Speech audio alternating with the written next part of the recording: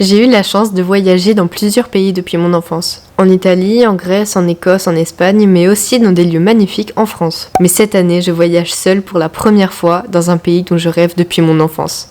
Le Japon. C'est vrai que le Japon, c'est un peu une destination de rêve, un pays avec une culture riche et des paysages magnifiques. Mais il peut aussi sembler inaccessible, pas seulement pour des raisons budgétaires, mais aussi à cause de la barrière de la langue ou de la distance par exemple. Alors je vais vous expliquer tout ce que j'ai fait pour organiser ce long voyage. Hola, j'espère que vous allez bien. Aujourd'hui, je vais vous présenter mon guide ultime que j'ai préparé pour mon voyage au Japon, qui est dans 5 jours maintenant. Franchement, j'ai commence beaucoup à stresser. Donc dans un premier temps, je vais vous parler des réservations de billets d'avion, ensuite de la prévision d'un budget par personne, ensuite des régions que vous comptez visiter, etc. Puis de la réservation d'hôtel et pour finir la réservation d'événements ou d'activités particulières. Pour ce qui est des avions, j'ai fait ma réservation sur Skyscanner. C'est un comparateur en fait des prix des différents vols. Personnellement, je me suis surtout concentrée sur celui-ci. Tout d'abord, les points importants, c'est l'aéroport de départ et la zone de temps. Je vous conseille de ne pas chercher des dates précises, mais plutôt par mois. Donc sur Skyscanner, vous avez un endroit où vous choisissez quel mois vous préférez partir. Au lieu de mettre la date précise, ça vous ouvre plus de possibilités. Pour ce qui est de l'aéroport de départ, personnellement, étant donné que j'habite à Strasbourg et que l'aéroport de Strasbourg n'est pas un aéroport international par excellence, j'ai choisi de partir de l'aéroport de Francfort en Allemagne. Donc l'aéroport de Francfort, c'est celui que la plupart des gens qui habitent dans ma région utilisent. Et il faut savoir qu'à Tokyo, il y a 2 aéroports. Il y a l'aéroport de Haneda et l'aéroport de Narita. L'aéroport de Narita est situé très loin de la capitale. Vous avez environ 1h30 de trajet, alors que l'aéroport de Haneda est beaucoup plus proche. Donc franchement, je vous le recommande largement, sauf si vous avez vraiment des prix défiant toute compétitivité. Mais l'aéroport de Narita est beaucoup moins bien situé. Donc dans mon cas, j'ai choisi de partir de Francfort à Haneda au mois de juin. C'est une prévision que j'ai faite longtemps avant puisque j'ai réservé mes billets en février. Et ne vous limitez pas aux saisons, c'est super important. Si vous avez les moyens de partir hors saison, c'est super avantageux aussi. Le Japon est un très beau pays à toutes les saisons. Donc finalement, en ayant utilisé Skyscanner, j'ai trouvé un vol qui était parfait pour moi. Il m'a coûté environ 800 € l'aller-retour, ce qui n'est pas excessif. Je vous conseille honnêtement de regarder entre 700 € et 900 €. Je pense que c'est les meilleures zones de prix pour partir en été, parce que si vous partez complètement hors saison, vous pouvez trouver encore moins cher. Mais évidemment, je ne parle pas des vols directs. Les vols directs sont beaucoup plus chers parce qu'ils sont avec Air France notamment ou d'autres compagnies qui sont un peu plus prestigieuses entre guillemets. Donc sur mon vol, j'ai une escale à Pékin. J'ai environ 9 heures de trajet de Francfort à Pékin, puis 2 ou 3 heures entre Pékin et Tokyo Haneda. Et je pars donc finalement pour 3 semaines au Japon.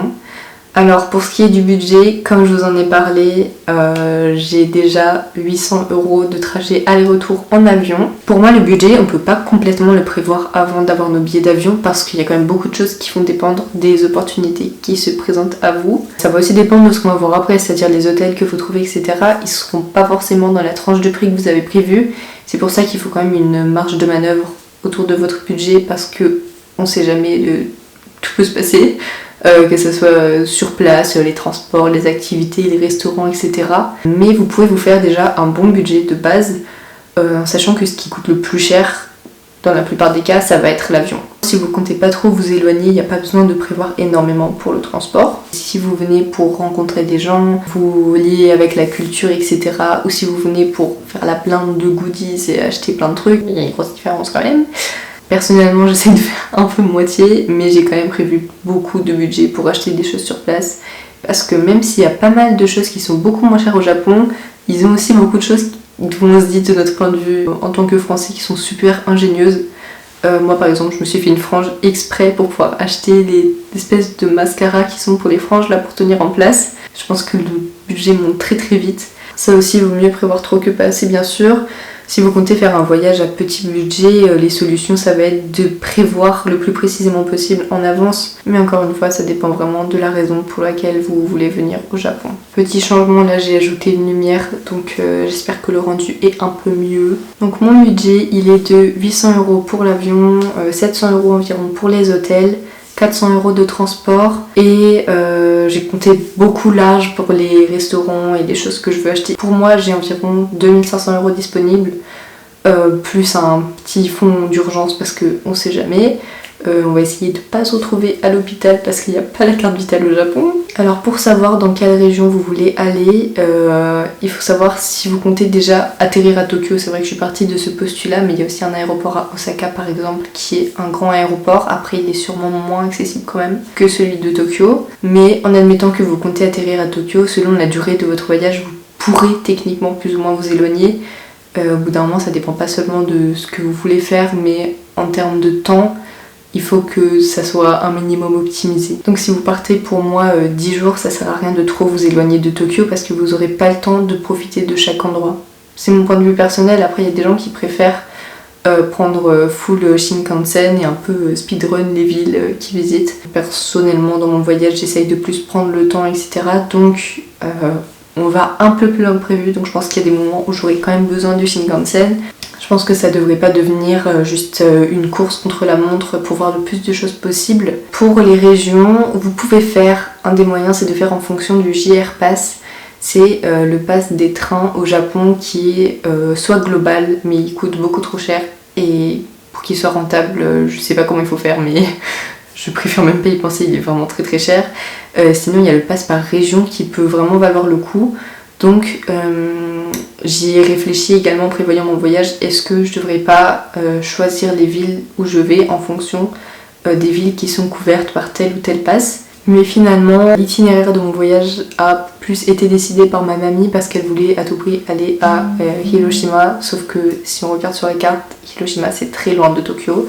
Donc en gros, tout notre trajet, ça va être descendre de Tokyo à Hiroshima, puis remonter en gros parce qu'on ne veut pas non plus se presser, etc.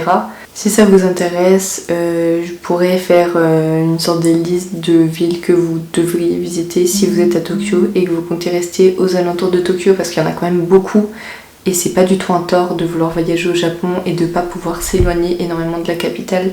Donc si ça vous intéresse et que vous vous posez des questions par rapport à ça, étant donné que je me suis beaucoup renseignée quand même, si vous avez des doutes par rapport à votre propre voyage que vous souhaitez faire ou si vous avez déjà réservé un vol mais que vous savez pas exactement où aller, etc., n'hésitez pas à me contacter parce que ça me ferait plaisir en mode travel planner, travel planner à mes heures perdues.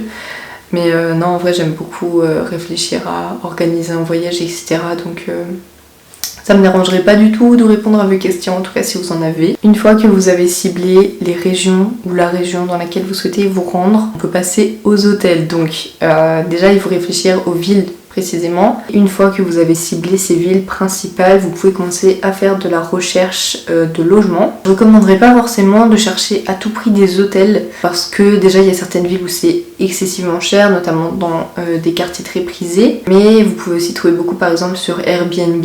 Donc moi il y a pas mal de mes logements que j'ai trouvés sur Airbnb qui sont des guest house ou des chambres individuelles. C'est vrai que j'ai pas cherché non plus à être forcément dans des appartements privés.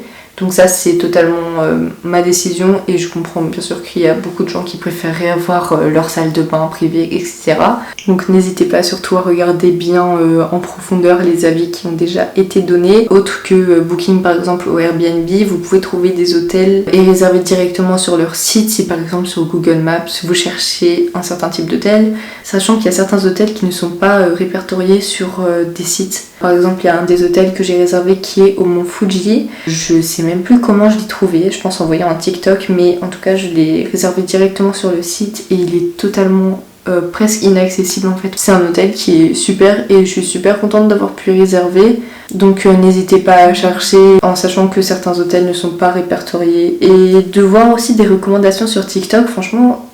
Enfin, ça m'a grave aidé parce qu'il y a vraiment des endroits où je me disais ouais, je sais pas trop et tout, et je recherche sur TikTok et je vois qu'en fait il y a plein de gens qui ont fait des super vidéos là-bas, etc. Donc c'est un peu motivant. Et pour finir, on peut parler des réservations d'événements ou d'activités sur place. Il y a beaucoup de réservations qui se font plusieurs semaines voire mois en avance. J'ai quand même réservé pour aller au parc Ghibli qui est un des endroits les plus prisés, j'ai l'impression, qui est très difficile à réserver et il faut être là à l'ouverture des réservations. Donc pour la réservation du parc Ghibli, il faut s'y prendre 2 mois en avance, le 10 du mois à 14h heure japonaise. Donc 14h en heure japonaise, c'est 7h en France. Comme je comptais y aller le 15 juin, ma réservation a ouvert le 10 avril à 7h du matin. Donc à 7h du matin, même à 6h30, il faut être derrière son ordi. Ça, j'aimerais bien vous en parler un peu plus en détail parce que je pense que ça intéresse pas mal de personnes et c'est quand même un process qui est difficile, surtout que j'ai trouvé aucune vidéo en français sur le sujet. Donc en gros, pour réserver, lorsque vous avez le site qui ouvre, il faut que vous vous connectiez. Donc vous devez vous créer un compte. Et dès que vous avez créé le compte, alors ça je crois que c'est seulement en japonais. Il y a des vidéos en anglais sur le sujet. Il y en a peut-être aussi en français, mais il me semble pas honnêtement. Je vais juste parler de vraiment ce qui était expliqué nulle part en gros. Pour réserver un créneau, donc comme dit, il faut avoir pas mal d'avance. Vraiment recommandé d'arriver à 6h30 sur le site pour que à l'ouverture à 7h, vous ayez déjà votre page qui est prête à être chargée, votre compte qui est créé, etc. Et lors de la réservation, ce qui est super tricky, enfin vraiment ça m'a fait galérer, c'est qu'on vous demande un numéro de téléphone. Et ça, il faut que vous vous attendiez à ce qu'on vous le demande dans plein de situations. Si vous voulez réserver des activités au Japon, on va vous demander un numéro de téléphone, mais il faut un numéro japonais. Et vous pouvez pas mettre votre numéro français, ça ne fonctionne pas. Il y a certains sites sur lesquels il y avait des liens en mode recours si vous n'avez pas de numéro japonais. Ça n'a pas marché pour moi. Ce qui est le plus simple, c'est d'avoir un ou une amie japonaise qui peut vous donner son numéro. Mais j'imagine que c'est pas le cas de tout le monde et ça n'était pas mon cas à ce moment-là. Donc ce que j'ai fait pour le parc Ghibli, c'est que on vous demande votre numéro si vous voulez avoir le ticket digital. Et donc cette façon là de faire, je la recommande pas forcément parce que j'ai pas trouvé le trick pour réussir à avoir le ticket électronique. Personnellement ce que j'ai fait c'est que j'ai le ticket en version papier que je dois retirer à un combini Lawson, je crois que c'est que dans les Lawson au Japon. Donc en gros quand je serai sur place, je dois aller à une borne de retrait de tickets et j'ai mon code etc, j'ai le reçu par mail. Et ainsi je vais faire imprimer mes tickets. En vrai ça fait un souvenir quand même d'avoir le ticket imprimé, donc pourquoi pas. C'est sûr que c'est quand même un stress de me dire je vais devoir aller dans un endroit où il va falloir que je fasse des trucs en japonais quoi. Il n'y a pas vraiment d'autre solution parce que les numéros étrangers comme dit ne fonctionnent pas. J'espère que ces informations vous ont été utiles. Je ferai des vlogs sur place au Japon pour garder un souvenir et aussi peut-être pour vous faire un petit peu voyager à travers votre écran. J'ai pas traité tous les sujets que je voulais, il y a beaucoup de choses dont j'aimerais parler, mais je préfère faire une vidéo après mon voyage sur ça, donc sur tout ce qui est vie quotidienne au final. Donc pour les transports par exemple, j'aimerais parler des moyens de transport, de comment on paye, etc. En tout cas j'espère que cette vidéo vous a plu, ça faisait vachement longtemps et ça m'avait trop manqué. Franchement je déteste l'université, je déteste les partiels, je suis contente que ça soit fini. Je peux enfin vivre et faire des choses qui me plaisent. J'ai toujours le rôle de travel planner si ça vous plaît et de donner des informations, etc. Et de traductrice aussi. Si vous avez besoin de voyager au Japon ou quoi et qu'il y a des choses que vous avez du mal à comprendre, je peux peut-être aider. Donc si ça vous a plu, n'hésitez pas à liker et à commenter et à vous abonner, ça me ferait trop plaisir. Et on se retrouve bientôt j'espère